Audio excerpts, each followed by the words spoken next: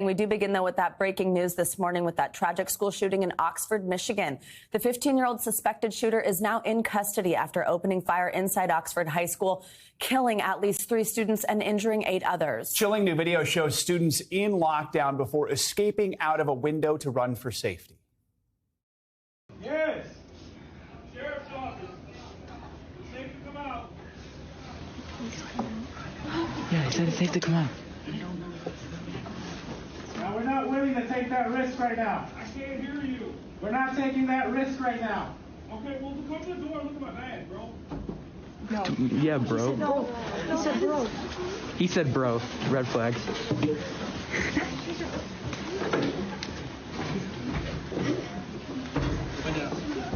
Go.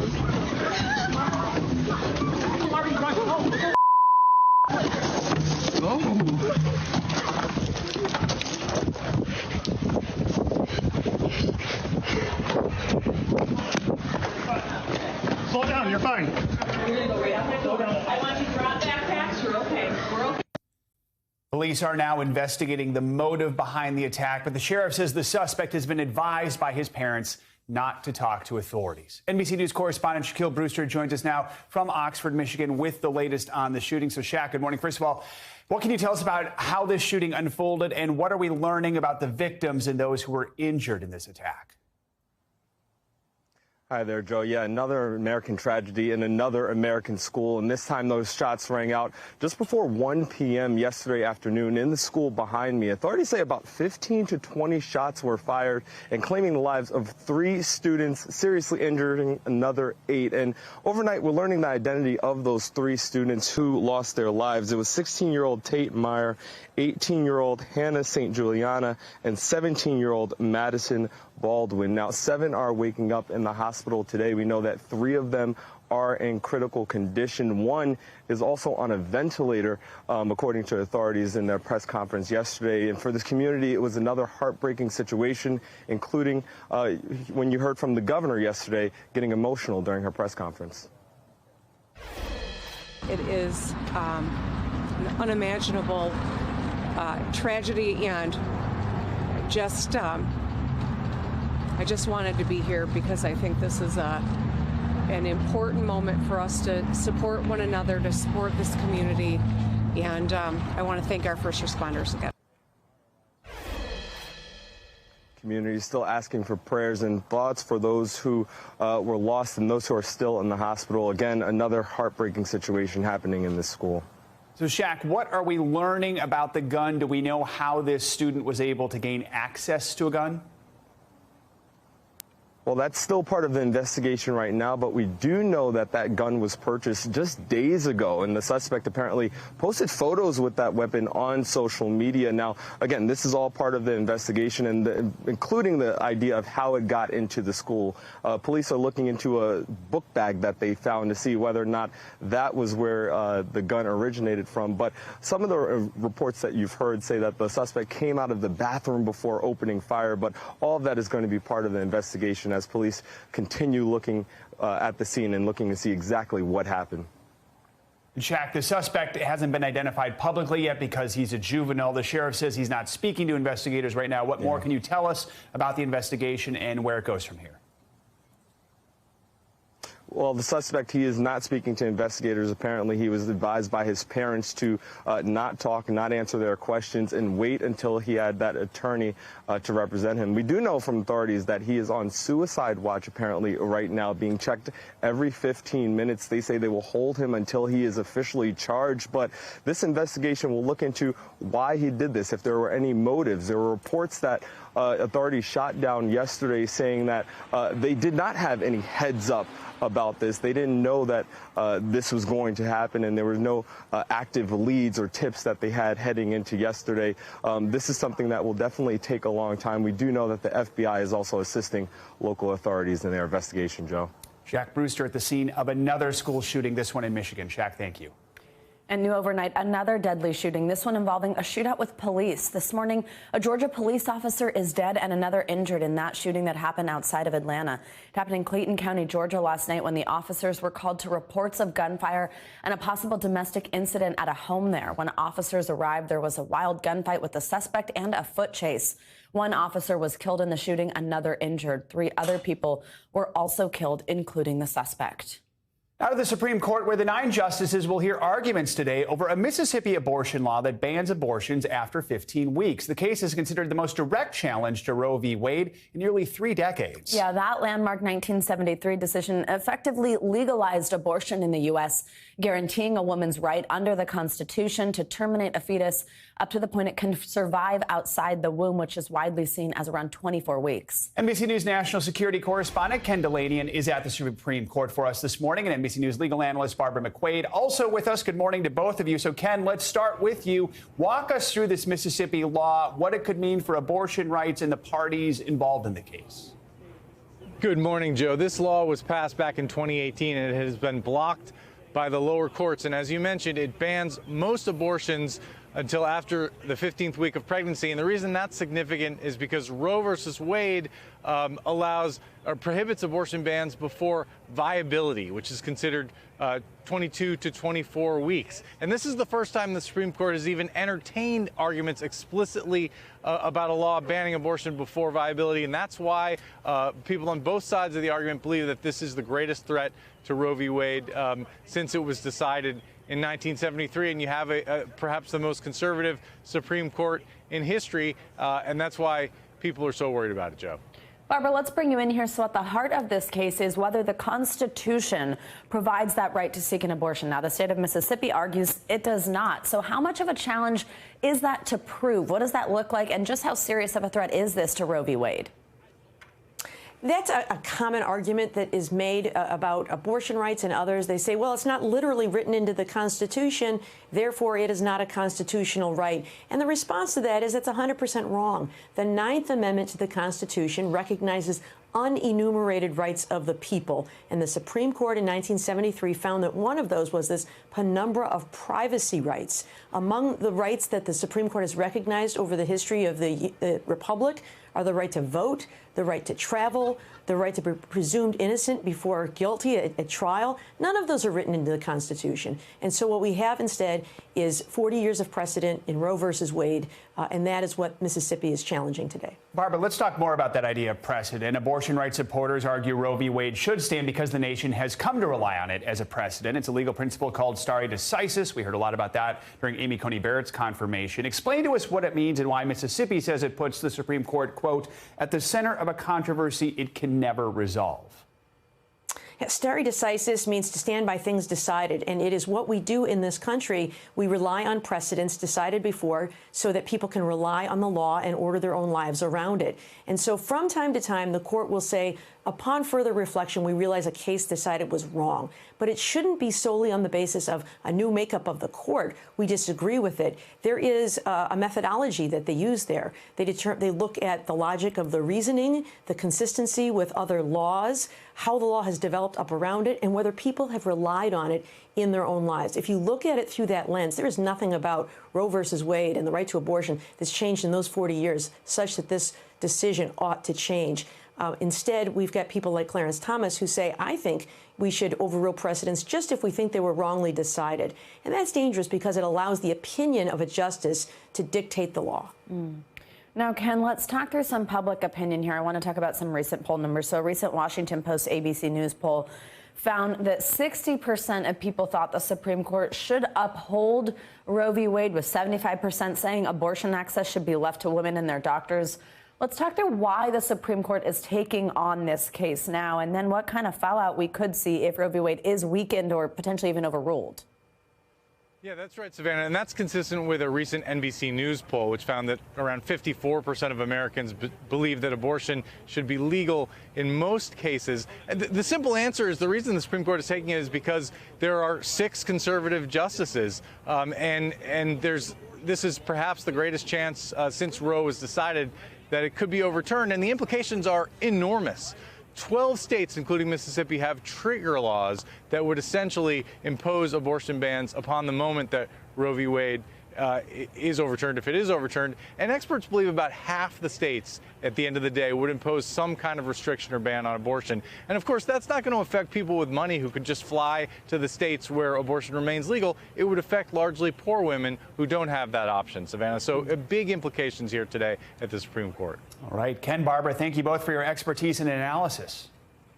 Across the country this morning, health experts are searching for the new Omicron variant. It's already expected to be in the U.S., despite no cases being reported yet. At least 20 countries have confirmed cases of the Omicron variant. Most of those are in Europe. This comes as the U.S. considers stepping up its testing requirements for foreign travelers, while also telling people in this country to get their booster shot now. This time, scientists say it's still too early to tell how the Omicron variant will impact the United States. NBC News correspondent Aaron McLaughlin takes us inside a San Diego lab to learn more about this new strain. The CDC and scientists at nearly 70 state and local health labs are on the hunt for Omicron, sequencing 40 to 80,000 specimens each week. Given what we've seen in Southern Africa and certainly in Europe, we do expect that it is here. Like all viruses, COVID mutates. That's normal. But what has experts concerned is the high number of mutations in the Omicron variant, which attaches to human cells, making it more transmissible to others. We were invited inside the labs at UC San Diego, where scientists are sequencing positive COVID tests to check for the mutated virus. We get a lot of Delta right now. It's pretty much everything that we have in the lab coming through is Delta. In the lab, scientists take a COVID positive sample and look for what's known as an S dropout, meaning the virus's spike protein is so mutated that it can't be detected. That tells them they could be dealing with a variant such as Omicron. How likely is it that you're going to find it? Oh, we'll find it eventually. It's just a matter of how soon. Here, the virus hunting starts at the sewer. For months, this team has been collecting and sequencing sewage samples from UC San Diego and elementary schools across the city. It's a way of detecting asymptomatic infection early. By sequencing the wastewater and understanding what particular variants are in our community, it allows us to understand whether there's a variant of concern that has arrived. Although no signs of Omicron so far, scientists say it's only a matter of time before it's found inside the United States. Here at UC San Diego, they're poised to be among the first to find it. Savannah and Joe. All right, Aaron McLaughlin, thank you. Now, there are, of course, still so many questions about the Omicron variant. So let's bring in Dr. Anand Swaminathan. He's an assistant professor of emergency medicine at St. Joseph's Health. Dr. Swaminathan, always great to have you. Thanks for joining us. So now we know Omicron was present in days before doctors in southern Africa confirmed this new strain there. That's where we first heard of it, but now we know it existed elsewhere. Here's first what Dr. Anthony Fauci said about the research into Omicron's transmission yesterday. That process will take likely 2 weeks or more, perhaps even sooner, depending upon how well the virus grows. Those are just a few of the things that will take a couple of weeks to a few weeks to learn. And when we do find that, we'll have a much better picture of what the challenge is that's ahead of us. So he says there will have a much better picture. What does that mean? What are we going to learn about this variant as we study its transmission, especially that we know now that it's been spreading for a while? What are you hoping to know? I think there's three things that we're trying to learn. And these are the same three things that we've been trying to learn since we heard about Omicron. Is it more transmissible? And there's some data that hints at more transmissibility, which makes it worrisome, but we don't really know yet. We should know that in the next 5 or 6 days, probably up to about a week. Does it cause more severe disease? We really need to know that because that'll have huge implications on what we're going to see in terms of surges, what we're going to see in terms of hospitals being overwhelmed. And we don't really have any data, any substantial data on that yet. And that's going to take another week to 10 days because we know that the severity, the severe cases lags behind the spread of the virus itself. And then the third thing we need to know really is whether it evades our current vaccines. And that data we should be getting a little bit sooner in a test tube. Whether we get that data in real life, that'll take a little bit longer. And what we do already know about Omicron is what we know about COVID, which is how to prevent ourselves from getting it, how to prevent surges, and that's to get vaccinated, to get your kids vaccinated, to get boosted, and then to avoid public places, mask in any public place where you're indoors, and to test whenever you have symptoms. And those are the things that we can do right now to control Omicron before it really hits. So those are some individual things we can do. And let's talk through now kind of the plan to try to contain it. There's this debate over the effectiveness of travel bans, but we're seeing them. We're also now seeing that the U.S. is planning to step up its testing for anyone flying into the country, requiring a negative test 24 hours before departure. Now that used to be 72 hours before your flight. Is expanded testing going to help us with tracking and controlling Omicron? Could requiring that COVID test closer to departure really make any kind of difference? And what does somebody who might be traveling soon need to know? Well, if anyone was wondering whether travel bans work, I think that has been dispelled completely by the fact that Europe already found that Omicron was there before South Africa identified it and talked about it. So travel bans don't work. Now, will moving this up to 24 hours make sense? It does make sense because of the shorter incubation periods of some of these variants. So making that test closer to when the travel occurs, maybe also having a test on the other end when you land in the United States, that makes sense. But it really makes sense if we had a good control over the virus already. If we had low rates in the U.S., then preventing people coming in with COVID makes sense. But that's not where we are. We have moderate to high transmission in much of the United States. So what we need to see with these travel restrictions is that they are constant and they are universal. This isn't something that we can do as a reactionary. Oh, there's a new variant, let's start those travel restrictions. They need to be going consistently and universally. Doesn't matter what country you're coming from, doesn't matter what your passport says. If you're coming from overseas, those restrictions need to be in place. All right, Dr. Nansomi-Nathan, thank you so much.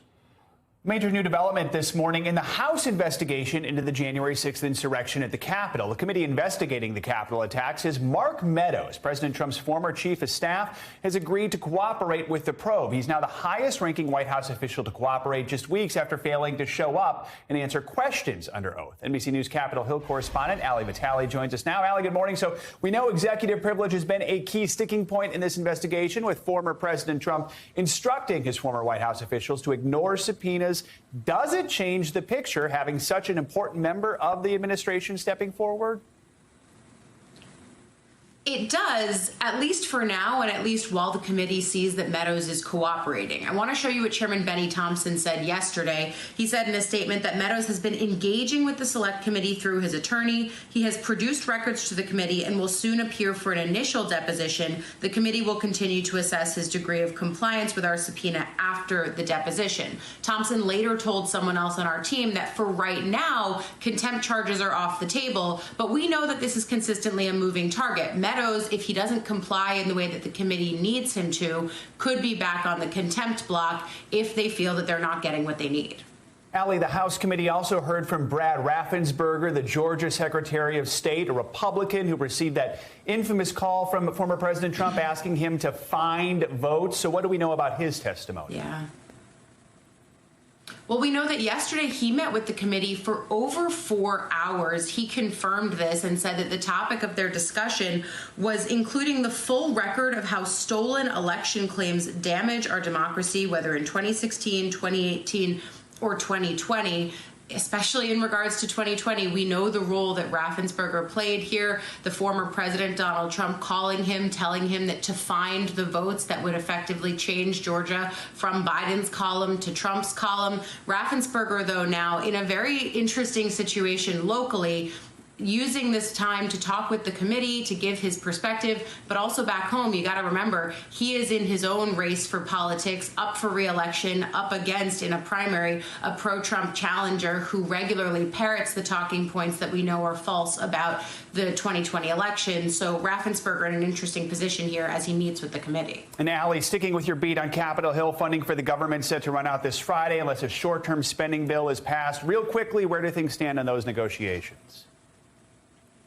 Yeah, we've got no shortage of news for you up here on Capitol Hill. Look, at this point, the government shuts down on Friday at midnight. That is just a few days away. The thing that's clear is both sides agree, Republicans and Democrats don't want this to happen. We expect them to move on a continuing resolution to fund the government. Right now, there's still negotiations on the sticking points of what that continuing resolution goes through. Is it mid-January, late January, even early February? The thing that's important here is Republicans are fine with making this a continuous tenuous short-term situation, because by doing that, it allows them to keep the budgets at Trump levels. And if Democrats want to negotiate a longer-term CR, that's their way of putting their policy priorities into a budget measure. So for Republicans right now, they're okay doing these stopgap measures. Right now, the question is just how long the stopgap is going to be. More to come. Ali Vitale, thank you so much. CNN has suspended anchor Chris Cuomo indefinitely. This comes after newly released transcripts and text messages revealed more about his role in defending his brother, former Governor Andrew Cuomo, against allegations of sexual misconduct. NBC News correspondent Ann Thompson has the latest. CNN suspending Chris Cuomo indefinitely for the role he played in shaping former New York Governor Andrew Cuomo's defense. Here's what we know. South Africa reported seeing cases. His primetime show Monday night made no mention of newly released text messages and interview transcripts by the New York Attorney General's office that show Chris Cuomo helped prepare his brother for a press conference, assisted in drafting public statements, even shared a lead on one of the women accusing then Governor Cuomo of inappropriate behavior. In his last public comments on the situation, the anchor said he refrained from making any inquiries about his brother. I never made calls to the press about my brother's situation. I never influenced or attempted to control CNN's coverage of my family. But text messages between Cuomo and the governor's top aide, Melissa DeRosa, tell a different story. DeRosa reaching out to Cuomo for information about an impending article from the New Yorker's Ronan Farrow. Did you get any more intel, DeRosa texted? Chris Cuomo responding, story not ready for tomorrow. Telling investigators he called a fellow journalist who works with Ronan a lot to get the information. Cuomo said he would seek information at the direction of DeRosa, telling investigators, when asked, I would reach out to sources, other journalists, to see if they had heard of anybody else coming out. The anchor attempted to downplay his role after his brother's resignation in August. I said point blank, I can't be objective when it comes to my family. So I never reported on the scandal. And when it happened, I tried to be there for my brother.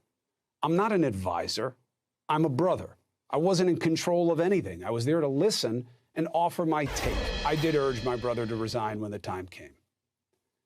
There are stories and critics saying all kinds of things about me, many unsupported. But know this, my position has never changed.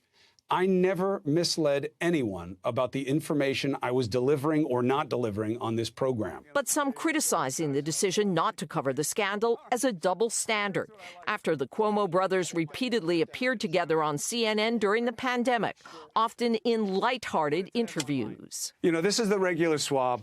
This is what we're told disappeared in the governor's nose. Chris Cuomo has been clear that, it's family first and journalism second. I do think that CNN needs to take a stand.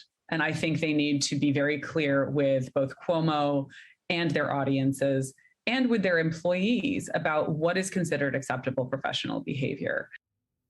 That was Ann Thompson reporting. Now, for their part, CNN says they were not privy to these documents and transcripts that were released and that they point to a greater level of involvement by Cuomo than they had previously known. We have reached out to Chris Cuomo for comment, but have not heard back.